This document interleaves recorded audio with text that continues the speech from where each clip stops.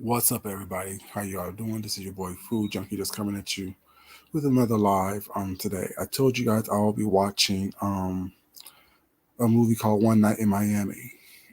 It is based on a true story involving four predominant black figures in the late 50s, early 60s. The figures were Jim Brown, Sam Cooke, Cassius Clay, and Malcolm X. It was a very good movie. It was a very good story being told. And the story that was being told, as we always know, with all black stories, all stories talk about black history and things of nature, we can find relevance in it today.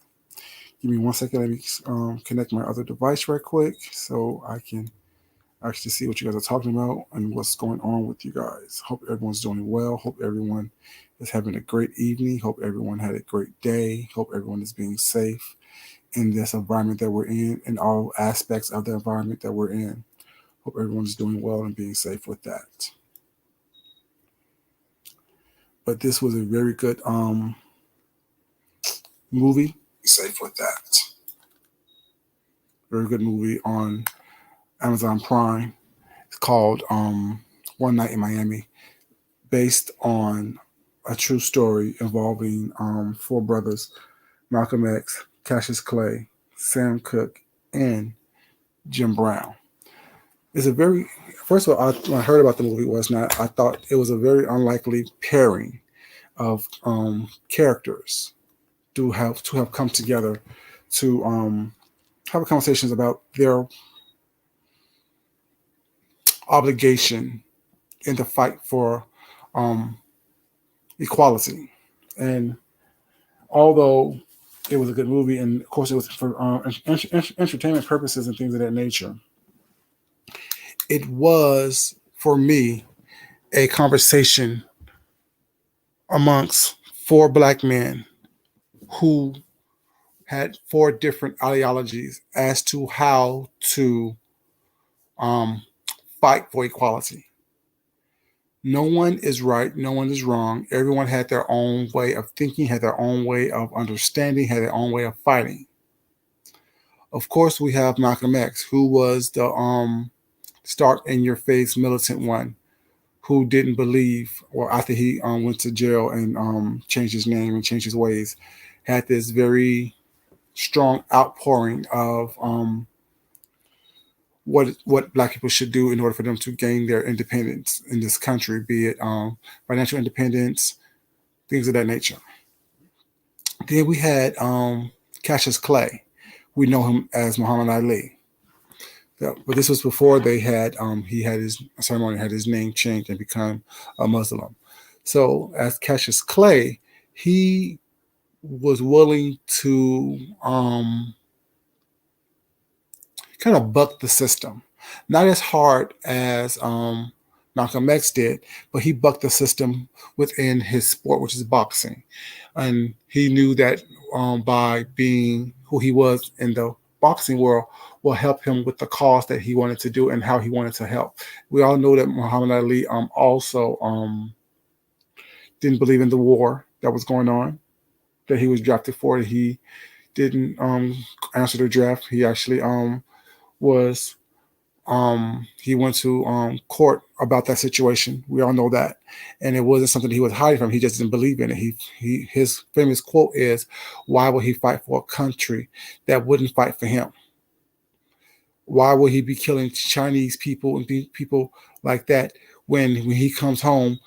This country is trying to kill him." Basically, that was the gist of his conversation, or his famous quote that he said. That was the gist of it. It may not be verbatim, but it's close enough for y'all to get the gist. So that's what his mindset was. He wasn't as militant as a Malcolm X was, but he definitely believed in the equality of black people in this country and across the world. And till the day he died, he fought for that. He fought for that, and that's what he was known for, fighting for. Not as a great boxer. Well, he was also known as a great boxer, but he also was known as a very staunch supporter of black equality across the world. Then we have Jim Brown.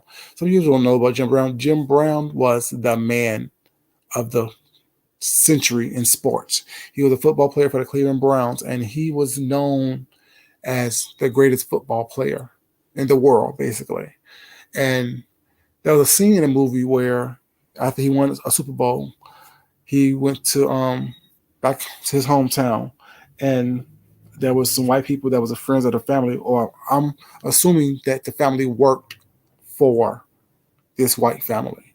So he went to this family's home because his aunt asked him to, and the white man was they were very nice and cordial to him, was not, and very cool. But they were getting ready to move some furniture around their home, and he asked, "Can I help you? Do you mind if I help you? Was not move this furniture around? You know what I'm saying? I don't mind doing it. Was not helping you out." And the white man said, after being very cordial, very nice, "You know we don't allow niggas in the house." Now this is after they had a conversation on the porch and they drank lemonade and all this other stuff, was not. And when he offered to help the quote unquote family friend of white people, it was told to him, "You know we don't allow niggers in the house." And that was like, you just finished praising me. You just finished saying that, saying all these good things about me, was not, but yet when I'm offering to help you, that's something that stuck out. And you said, that was kind of crazy. And he just looked like, and then the scene was, he was left outside the front porch as they zoomed the camera, sorry, not zoom, pan the camera back as he was standing outside the threshold of the home, which is a very powerful thing. And this isn't a conversation about white versus black. I'm coming from it. Well, I'm trying to come from it from the aspect of 4 different perspectives on the same problems, and I'm gonna try to relate that to how we handle things today and how things are handled today. What's up, baby? How you doing? Yes, it was very wild. And then there's Sam Cooke. He have one of the most famous songs of the time. It's been a long, I don't know the words, but change is gonna come. Y'all know the song "Change is Gonna Come." I can't play it because copyright things of nature. But no, "Change is Gonna Come." Sam Cooke song, very good song, very motivating movie song. Pretty much every Black History program I've been to since a child, that song was sung by someone or played in the auditoriums or whatever the case may be. Very, very, very powerful song, very, very strong song. And the way he combated and fought. See, Jim Brown didn't say much about it. He knew it was there, but he didn't say much about it. He was like kind of stoic with the situation. Now Sam Cooke, he knew what was going on. He knew that a change needed to come. He knew that what was happening. But how he handled it is he handled it by getting economic power, economic freedom, by owning his masters, by starting a label, by selling songs that Black people have done. But when white people or white bands such as the Rolling Stones and people like that wanted to cover that song, he knew that although the song may have charted on the Black side or on the Black charts, he knew that you can make a little bit of money that way. But when you actually chart and hit number 1 with someone else covering a song that you wrote, that you own, that you produce, you make more money. So while it seemed as though he wasn't doing anything, while he wasn't part of the struggle, part of the fight, he did it initially behind the scenes, which is a smart way to do it because, while it was a business mindset, it wasn't out there acting a fool and going on, carrying on what's not. It was, okay, I see what's going on, what's not. Let me make sure that I ensure the power of the people, because you need to have a funding behind that power, one would say. So there was 4 different perspectives on the same problem. And this movie is based on, like I said, true life events. It was after Cassius Clay, age 22. So it was a while ago, back in the 60s. Age 22, won his first world title as a heavyweight champion of the world. So they were in Miami, and they all went back to Malcolm X's hotel room to have a conversation. Malcolm X invited them back to. He disguised it as a party. They said, but I don't know how truth that is. But he disguised it as a party. So they went to the hotel room, and this conversation began. I can see this movie, this thing being a play. It will be a very dynamic play. It will be a very dynamic situation. I would love to see good actors actually play this or watch or reenact or do their thing with this story. But although I say it's a good movie, it was very entertaining. It was also very educational. And what I found very educational and interesting about it is that you have Malcolm X, who is the most radical aspect of the four gentlemen, trying to convince these other gentlemen to do what he wants to do his way. Not really understanding that everyone has their own way of fighting the fight. Just like we knew last summer when everyone was going through what they was going through with the rioting and the looting, things that. And my stance was then, as my stance is now. That's not how I would fight. I'm not saying anyone's wrong. What was right, what is wrong. I'm just saying that's not how I will come about doing it. I will be more of the Sam Cooke character. You know what I'm saying?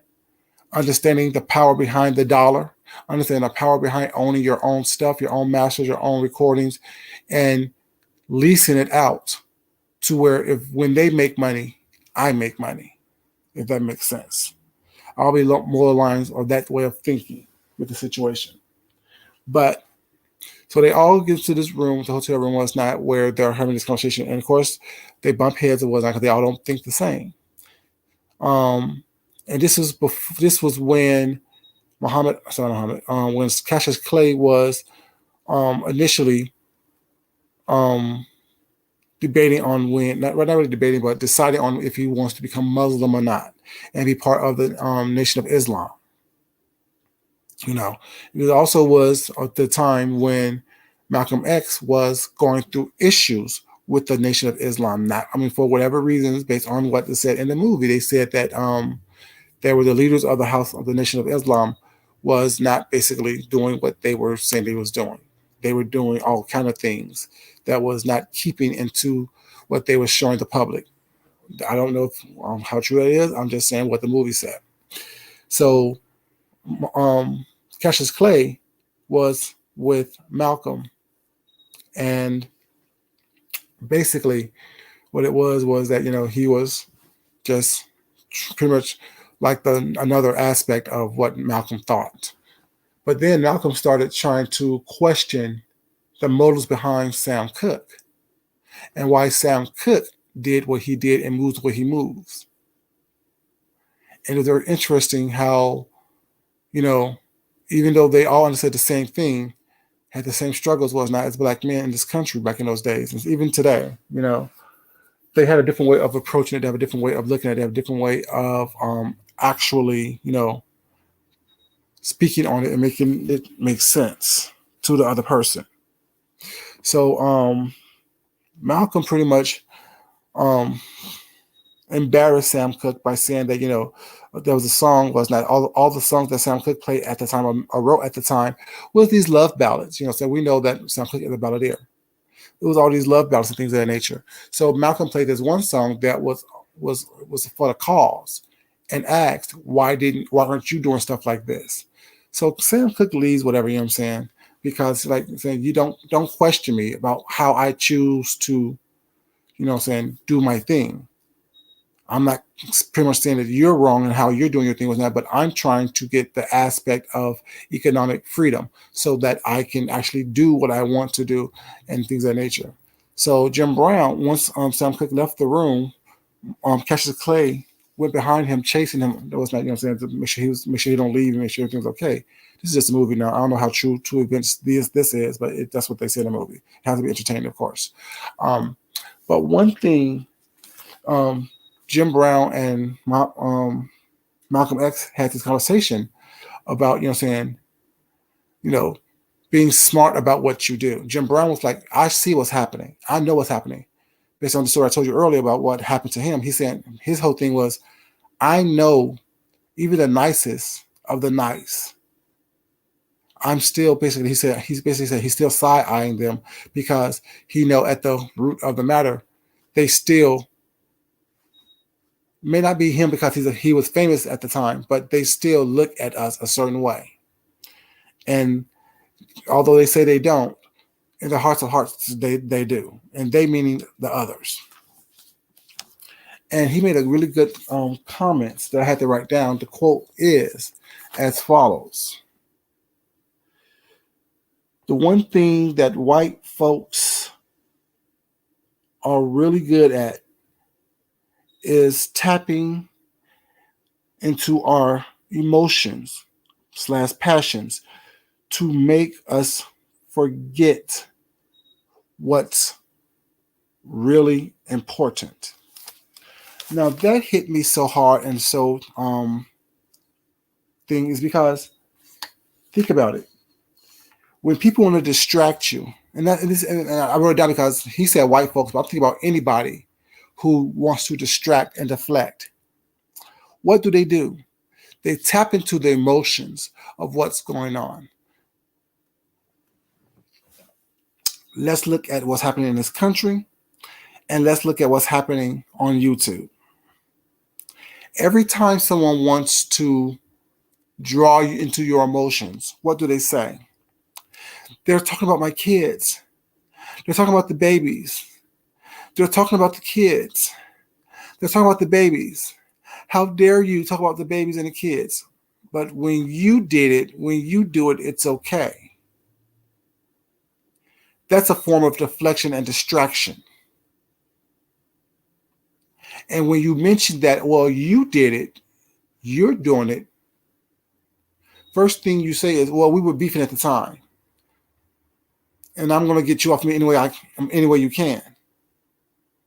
But if the rule is leave the kids alone, don't talk about the kids, why use the kids as a deflection and a distraction? Why use the kids as a way of, gathering sympathy for yourself or gathering someone to, take your side? Why do that? That's trying to pull at the heartstrings of the individuals that you want to have on your side and defend and deflect you. Let's look at what happened in this country last week. Oh, they stole the election from us. They're trying to change the way you live. They're trying to change you. They're trying to take something away from you. They make it personal so that you feel like you are inclined to defend yourself at all costs, which puts you in the mindset of, I'm willing to die to defend my rights. They're trying to take something from me. They're trying to keep something from me. They stole something from me. They took in something from me personally. So I will fight at any cost. I will rise up even against my own government in order for me to protect myself, because that's why I'm justified in doing so. Because if I don't do this, if I didn't do that, they will then have won. And I will be missing out. I will lose something. See, I can watch a movie and pick a line from it, pick a phrase from it, pick a scene from it, what's not. Hey, Tessie, baby, how you doing? And actually relate it to all aspects of what's going on. Like I said, what you see is truly a form of a microcosm of what's going on in the real world. That one line where he said, the one thing that white folks are really good at is tapping into the emotions, passions, to make us forget about what's really important.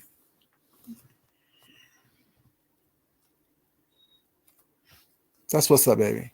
Be safe, Tessie.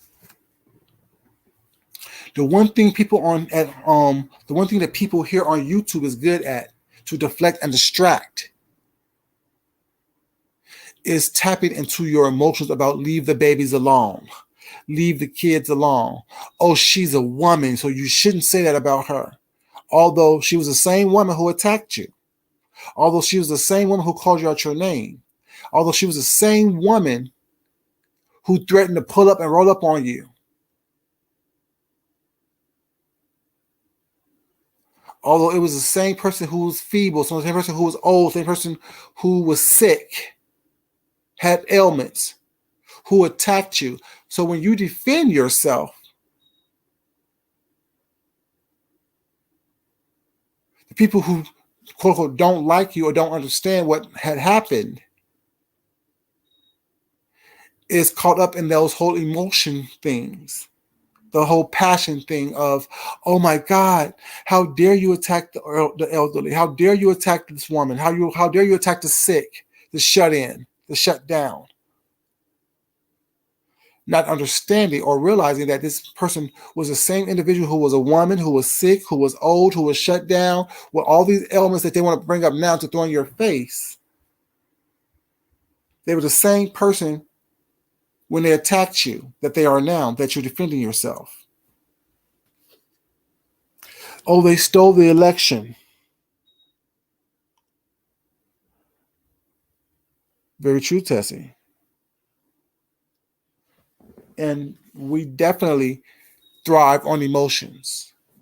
We're definitely out here playing with the emotions aspect of this whole situation. That's why when I say, show me that we're not friends, I will show you that we never were friends.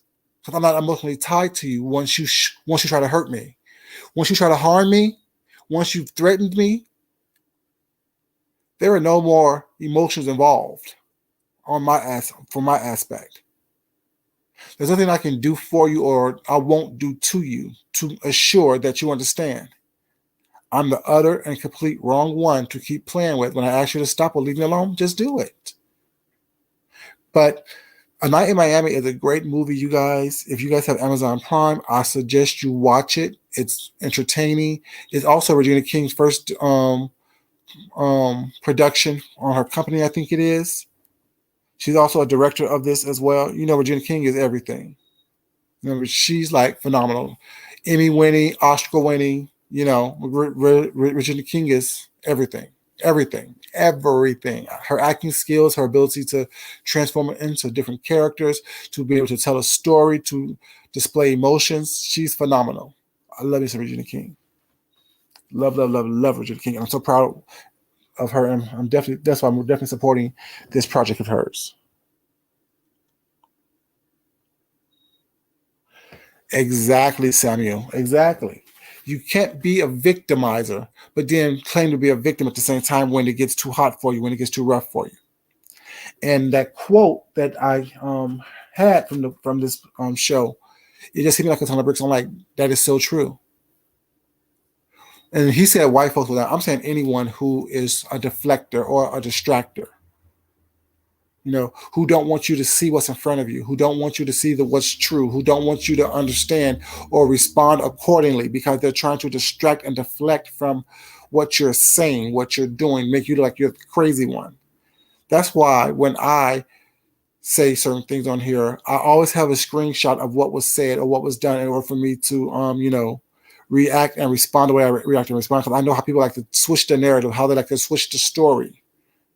Oh my God, I'm a woman, so I can't believe that you said that to me. Oh my God, that's my child. Oh my God, I'm sick. Oh my God, I'm elderly. I'm an old person. You shouldn't talk to me that way. Why not? Why shouldn't I? You are an old person. You are a woman. You are sick. You are shut in. You are all these other things when you attacked me. Don't use those emotions on me because I don't care nothing about you. Funny thing is, I have my older sister. Y'all know I have like two sisters and older brother. And my older sister, she has this habit of crying to get what she wants. Always have, even to this day. She if you see something that she don't like, and she think a drop in a tear would work on her advantage, she would definitely drop a tear.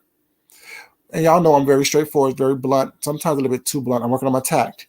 But I would tell her. I mean, even now, I like, swear, I love you, but this is that. If you love me, you wouldn't have said that about me. No, I'm saying it because I do love you. And I tell all the time, see, I'm not trying to fuck you. So those tears don't work on me. Save that for the man who that works on. But those tears doesn't work on me. I don't care if you're crying. If I'm saying it, it's because it needs to be said. And that's what is pretty much what it is. And that's how I live my life. I'm not going to sit up here and just say something just to be mean to you.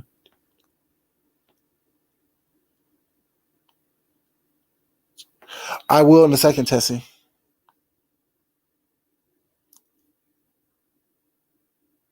Exactly. Sure, don't think about it when it comes to your throat. Um, Sidebar, what Tessie just said. She said things like that. I think I talked about it in my video when I talked about the difference between impeachment and how it is about him being impeached in the House and him being impeached by the Senate are two different things. Being impeached by the House is like you have a injunction. You've just been indicted, basically. Just because you're indicted don't mean you're necessarily guilty of the crime that you was indicted of. You're just saying that there's enough evidence to say that you did commit that crime. That's what the impeachment process in the House is. But the impeachment process in the Senate is you need 2/3 of the vote to be found guilty.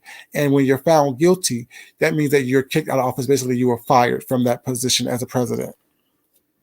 And like I had to explain to someone at work, if you're fired here, do you keep the benefits that this job offers you, that we offer you in this job? The answer is no. So therefore, when he's impeached, or if he's impeached in the Senate by 2/3 of the vote, he loses all the rights to his lifelong pension, his Secret Service detail, because that's us paying for what he's doing for his lifestyle. That means that that's like you get fired from a job, but yet they're still paying you as if you were at the job and offering you all the rights and things of that. So that's why it's important that we that we understand completely that, you know, one second, what did it say?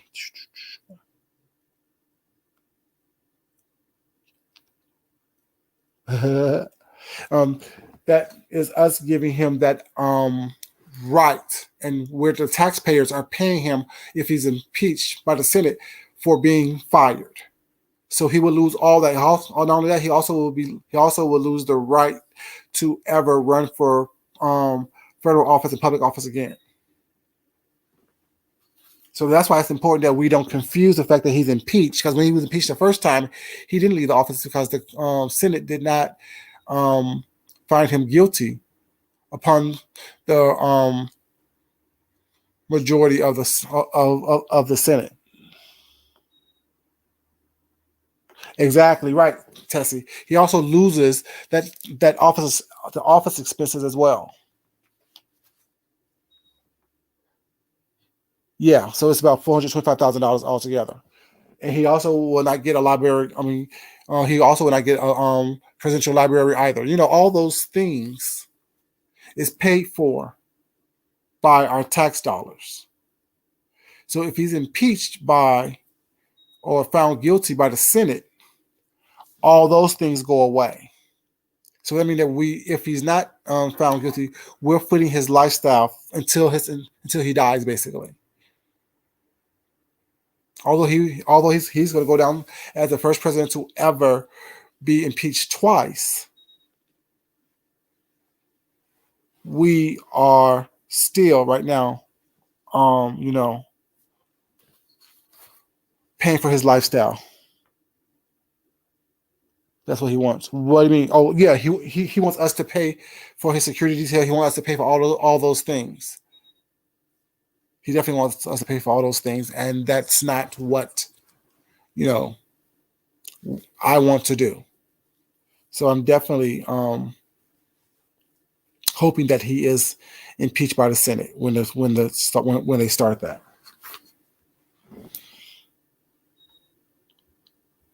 Yeah. Oh yeah, he was. Yeah, he already lost because the city of New York or the state of New York also vowed not to do business with him, which that was like $17 million a year that they did business with him with. The city of New York paid him $17 million a year to use his properties and things like that to hold events and things of that nature. The PGA, the Pro Golf Association, was not. Sorry, the Professional Golfing Association, also one of the four big majors of that organization, also pulled out of his property in South Carolina, which also cost him about $7 million. So far, people putting like he's losing money left and right. He also had what is it a $400 million loan that needs to be paid back within was it next year. So if people are refusing to do business with him, if people are refusing to do business with him, and the Deutschland Bank also refused to do banking with him, was not because they know that his brand is tarnished. So it's because a lot of things with that, and a person like him, you have to hit them in their pockets. You can't just let them get away with whatever they want to do. Exactly. He is great at branding his name. He's great at branding the lifestyle of what I'm saying the uber rich. That's what he's good at. Yeah, a lot of companies, Samuel, sorry, is definitely giving him the boot. A lot of companies are definitely doing that. A lot of companies are definitely cutting ties with him.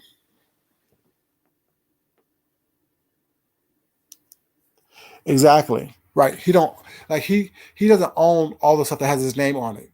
He gets some money from it. They're leasing his name out was not for that image, whatever. But a lot of stuff that has his name on it, he doesn't own. A lot of people don't understand that or know that either. If you have this reputation of being the uber rich and whatever things like that, you can actually lend your name to stuff, to buildings, to apartment buildings, to restaurants, to flights. I mean, airlines, things of that nature. And that's how you make a lot of your money. And if people are cutting their ties with you and taking your name off of their brand because they don't realize that your brand is tarnished, and in history, no one wants to be associated with a tarnished brand. At least not up close and in your face.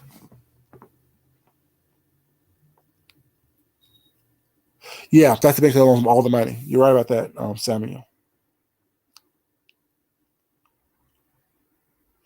Yeah, and that's what it is, Tessie. He's definitely trying to use the presidential seal. And there's people say, well, what's the point in doing this? Whatever, he's going to be out of office in what, 4 days, 3 days now? Ooh. No, I mean, I'm talking working days.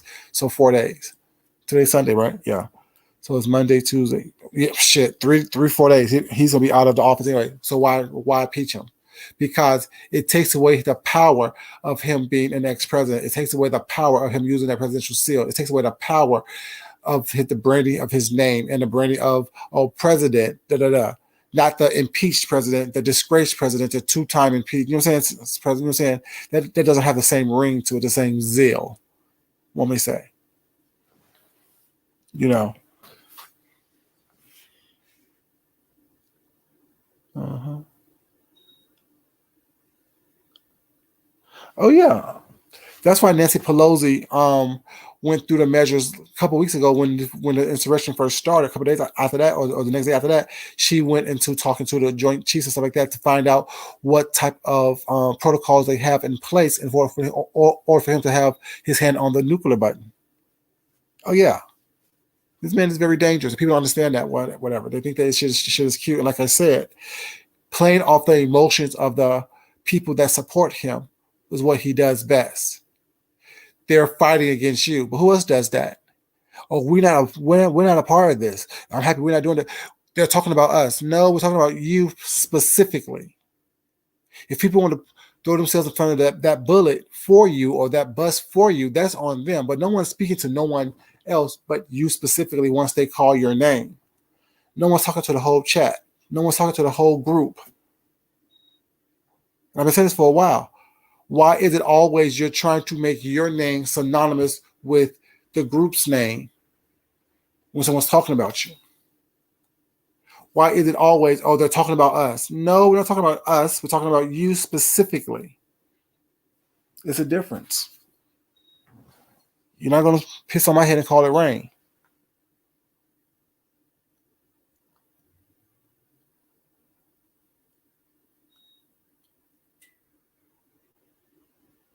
Right, Tessie. Exactly.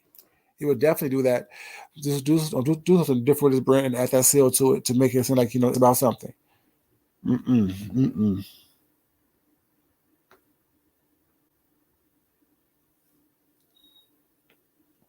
Exactly. Because who says he won't sell that information to someone else? If you're willing to cause an insurrection within your own country, on your own ground, down the street from where you live, what are you willing to do with foreign leaders who have enemies against who are enemies against the state? I don't trust you. I can't trust you.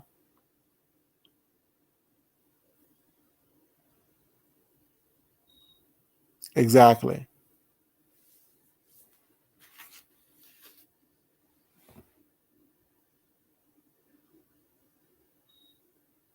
How you doing? What's up?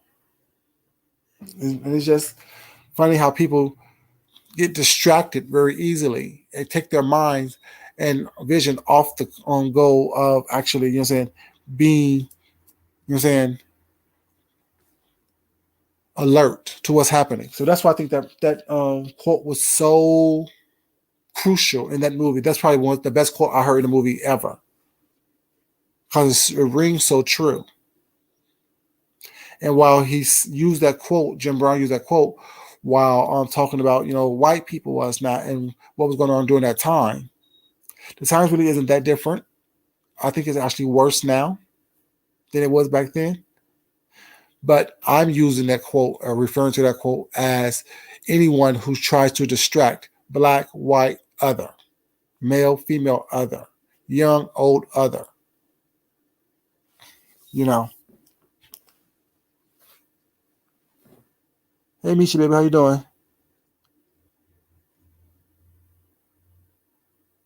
Exactly, Tessie. The access that the office gives you, that title gives you, that seal gives you, that seal presents to the world, makes that individual so much more dangerous than just being in office itself. So that's why I think that they need to go through the measures to make sure, to ensure that he does not or cannot, I should say, not does not, but cannot, you know, use that abuse of power or abuse power the way I know he has done, will do. That's how he was impeached the first time, threatening to withhold help because you didn't do what he wants you to do. I'm just saying, I don't get it. I don't understand it. Threatening to withhold resources because you didn't act the way he wanted you to act.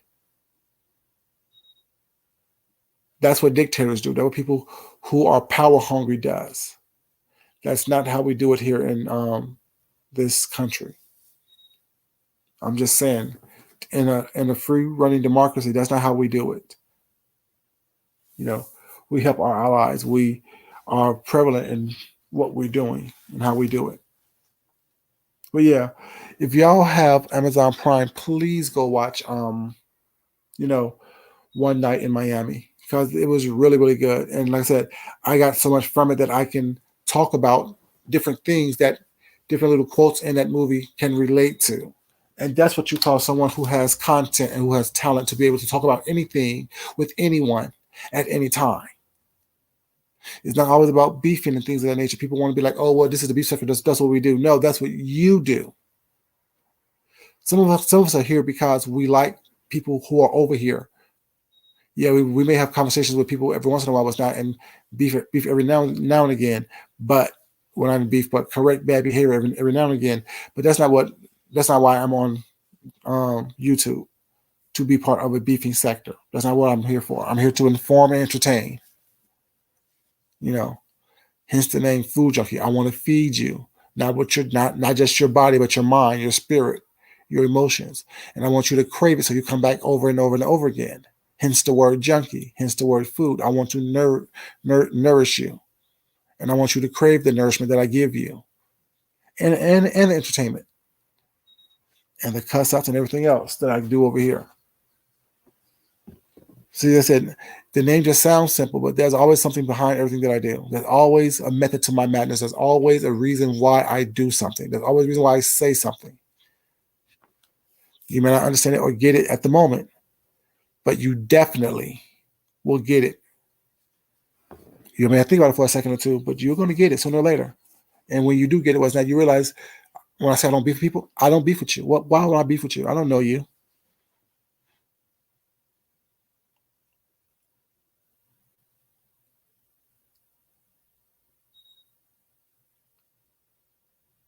Well, I think that right now they're focusing on the whole transition of power on the 20th, and they're definitely going to have that thing. I think that it will be a distraction. But if they're planning on splitting the day between the impeachment hearings and confirming the House, I mean, confirming the cabinet, I think that's a smart use of their time. I think that's a very smart use of their time, splitting the time of the day or splitting the day between um, the impeachment hearings and then confirming the picks. I think that's a very smart use of their time. Doing it right now, I think will be kind of rushed because if you watch those debates, if you watch those debates were very. I could easily go up there and argue, you know what I'm saying, one way or the other, based on what they said during those debates, and have a non-biased person. One second, let me get some more water. I'm getting ready to choke my damn self to death.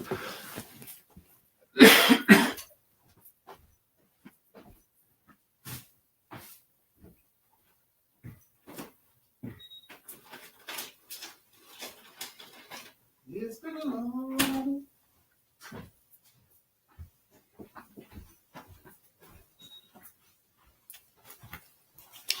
Like, because the first thing that I would have brought up, or the first thing that I would bring up, is before he even had power, before he even was president, what did he say during his speeches?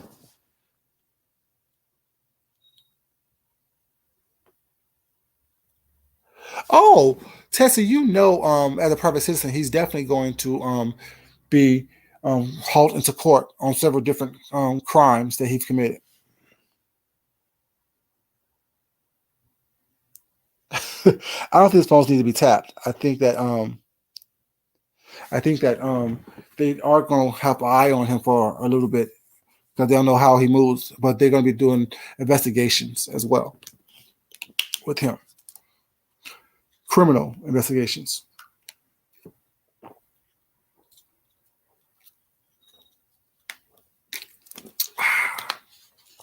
They're definitely going to be doing criminal investigations. Hold up. Let me. I think Tessie is going where I was going with this. Yep, Tessie, that's exactly where I was going with this. Misha, you drain the swamp and kill. Misha, yep, that's where I was going with this. He said he could stand in the middle of Times Square and shoot someone dead in the face, and they would still vote for him. So he knew then, before he was even president, that he had the power to influence that rabid crowd that supports him. So he knew that he can incite people to do what he wants them to do before he was president. So he knew that once he was in office, he could easily say, "Oh well, I was wrongfully. They cheated me out. They stole this from us. Well, it's not. Once again, us. They stole this from us." Doesn't it sound like someone on here who says, "Oh, they're talking about us, y'all. They're always talking about us." See the similarities with people that are narcissistic and power hungry,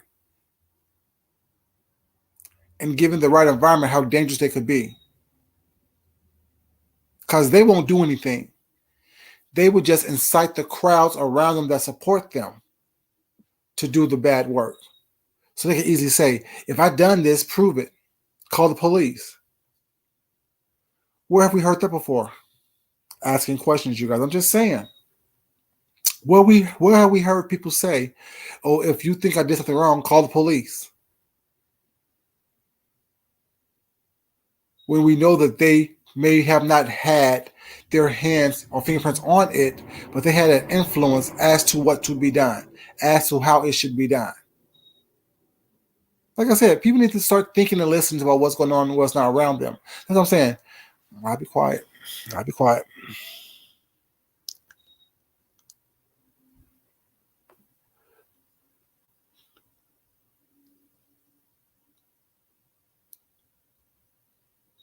Yep, very much so.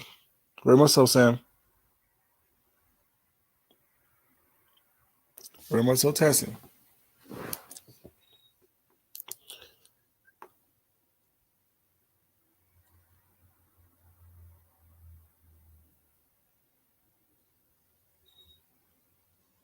Mm. But they also was afraid of him because when he was a citizen initially, he was part of a lot of things that was going on and that was corrupt. The Epstein thing, he was from Epstein. Do you not think that he was part of parties and things like that was going on where other powerful people were involved in as well? But yet he had things going on. So he had actual, you know, he had actual evidence against these people. But you know what kind of pissed me off? And I will never buy this product ever again. I'm not telling y'all what to do, but y'all know the My Pillow guy was in the White House last week meeting with Trump. Why is a My Pillow guy who's trying to get me to buy your comfort and thing pillow was not every time I turn on my TV in cahoots with Trump? What's that about?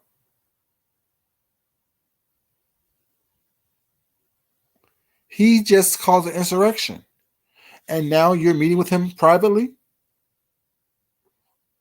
That's your pillow. You go ahead and keep that little pillow. Go ahead and keep your little mattress warmer and all the other stuff with that. I want nothing that you own. I will not put a dime in your pocket. I will not put a dime into that company. Fuck you and your pillow. I'm just saying, don't fucking play with me.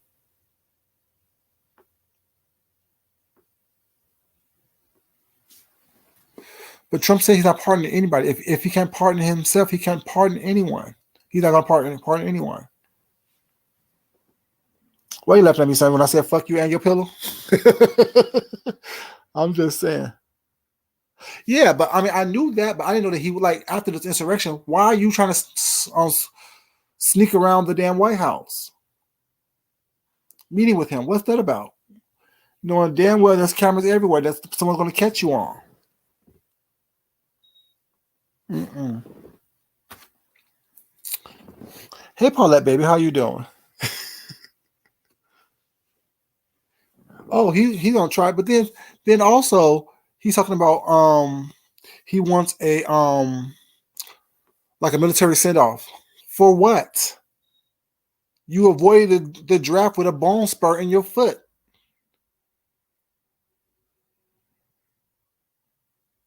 You were never in the military. You lied about the military. So why you want a military send off? People are crazy.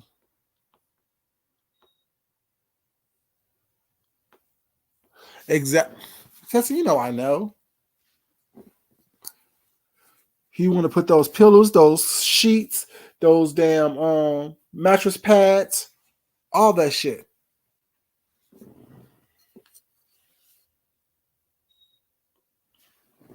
Yeah. I don't care about that. Trying to get a government contract before he leaves office. And I hope Biden Harris on that ticket was not be like, nope, nope, my pillow guy, get the hell on. Where the money resides, where the money resides, where the money resides, where the money resides. I'm just saying. I'm always looking with my magnifying glass at the books. Y'all gonna really be surprised as when I really reveal who I am. Y'all gonna really be surprised. You're like, damn. He said this. He said that's who he was, and no one believed him. No one took him seriously. Everyone thought that he was a joke. You'll be surprised what I know, what I don't know. How business savvy I actually am. See, it's dangerous when you know your talents and you exercise your talents. That's what's dangerous. People don't understand that was not like that. When you know what you can and can't do, how to do certain things. Now that's what's dangerous. That's what those people don't like. They want you to be insecure about your talents. They want you to be self-conscious about who you are, what you're about, how you roll, and how you move, how you carry yourself. And y'all see how I turned this conversation about this movie that I watched one night in Miami to this whole conversation right here, and it all makes sense. You see how I easily connected the dots and the strings from a quote from a movie that I watched. See, I don't just say, "Oh well, I'm smart and I think I'm better." No, I'm not better than anyone else. All I'm doing, all I am is observant and have a big ass mouth. That's all I have. What a money resides, what a money resides, what a money resides, what a money resides. I'm just saying. That's all I am. It's very easy to do if you're observant. If you think critically, if you think logically, there is no abstract, abnormal situation going on. It's just very much so, it is what it is. And if you're not careful, you may get caught up in the BS. You may get caught up in the minutia of what's happening around you. You may be so caught up in your emotions that you can't see clearly. Back to the point at hand. Back to the quote. You're so caught up in your emotions that you don't see what's in front of you. You're so caught up in what's going on that you can't see, you can't look, you can't visualize what's happening right there in your face.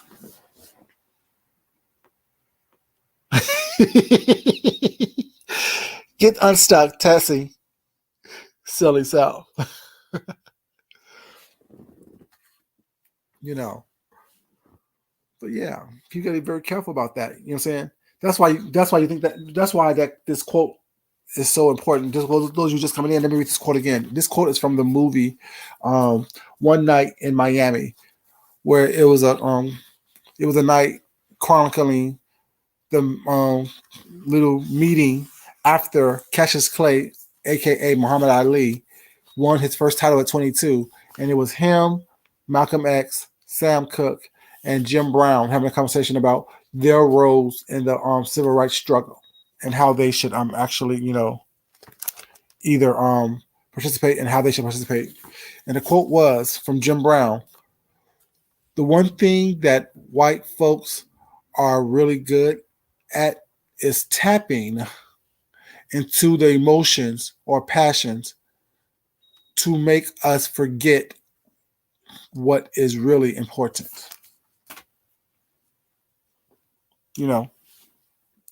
That's a steep quote. Gotta think about it with that, because what we're all about emotions. People aren't like I said, and I compared the quote to the movie to what was going on during that time.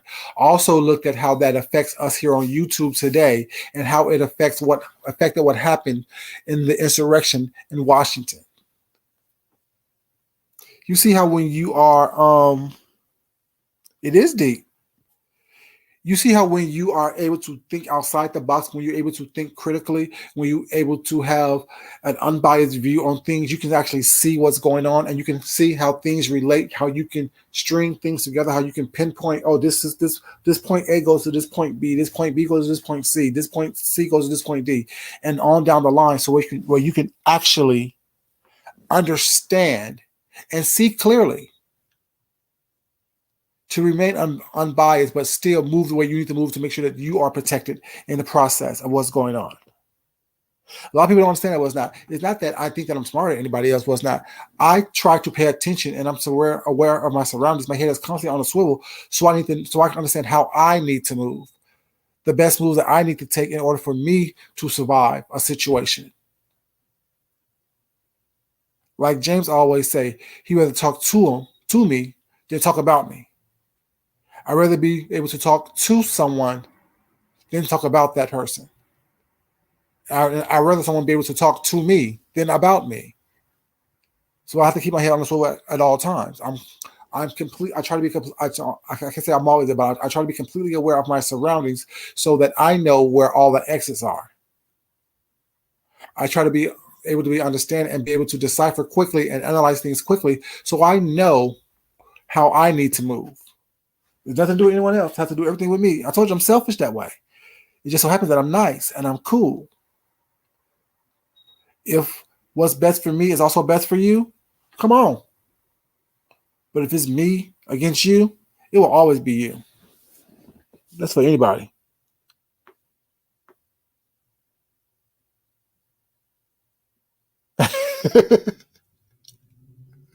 Exactly. Yeah, my thing is, I mean, like I used to always say, I am people's worst enemy because I'm an intelligent black man with no conscience. But I have a conscience. It's just that it's always going to be about me. It's always going to be about me first. I'm always going to be able to see what's in it for me. But that don't mean I'm going to take away anything that you do or try to take what you have. But that's not, because it's not meant for me. If it's meant for me, it's going to come to me. I don't have to sneak and be conniving and be vindictive and be horrific. Was not in order for me to receive it. If it's for me, it's going to happen. I'm going to receive it. If it's for me, I'm going to have it. Like that's why I don't stress about things, because I know God's plan for me is, whew, baby. When it happens, when it happens. Told you this ESPN. How many times have I said something was going to happen, was not, or hint at something was not, and it happened? How many times have I done that, y'all? Y'all know who's been here for a while. I'm always saying, told you so. Or someone always coming in the chat like, yeah, you did say that, food junkie. You did say that. Because I'm in tune with my environment as much as possible. I could be attuned more, you know what I'm saying? But I'm very much aware, and God watches over me. He watches over idiots and babies. I don't know. I'm his baby, I guess, because I'm not an idiot. you know, I'm one of his children, one of his special ones, because he shows me all kind of stuff, gives me insight on all kind of things. And like I said, if you leading with your emotions all the time, you won't be able to see things clearly. You won't be able to decipher what you need to do, which way you need to go. Because you got to call on him for the advice. You got to call on him, was not to have it be what it needs to be.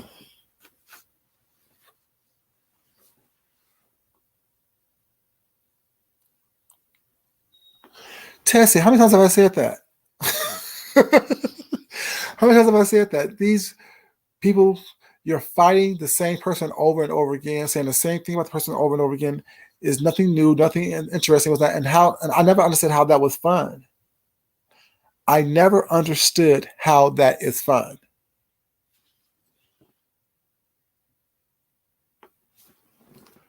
That's why I don't mention these people's names like that. Like, I may mention your name, whatever, but what I say about you was that you definitely know I'm talking about you.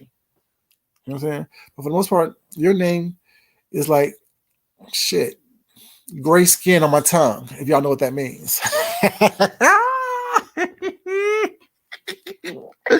Your name is like gray skin on my tongue. Blah, blah, blah, blah, blah, blah, blah, blah. Or in my favorite words of Demetria,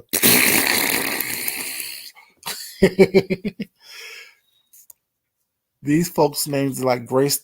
I mean, it's like gray skin on my tongue. I'm just saying.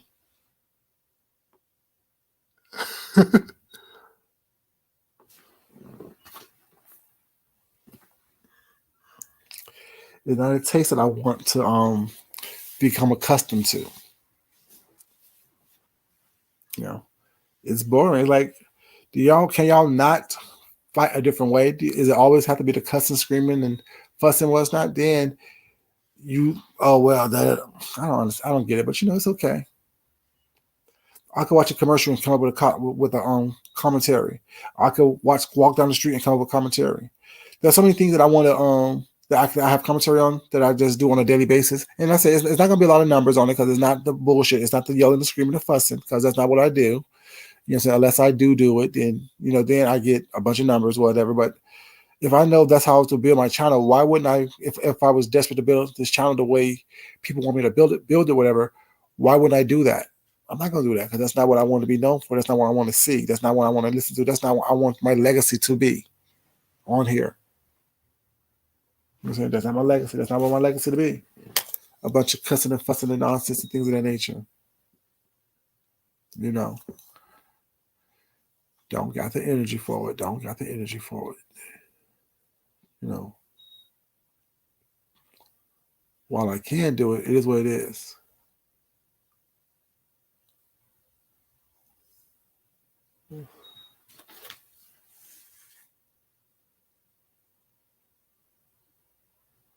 Ooh, I guess.